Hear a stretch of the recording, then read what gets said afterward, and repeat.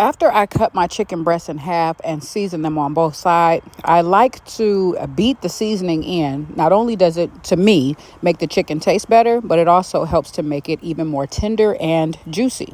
Put it in the skillet and let it cook just a little bit on both sides before I put it in the oven on 350. Here's my second batch. This is one chicken breast that's been cut in half, and they seem to just be cheaper when you buy them regular and then slice them yourself as opposed to buying the thin slices. So now I'm going to put them in the oven to finish cooking on 350 for about maybe 15 minutes. Chicken breast is done. It was only in here for 12 minutes. So juicy. Look at all that juice.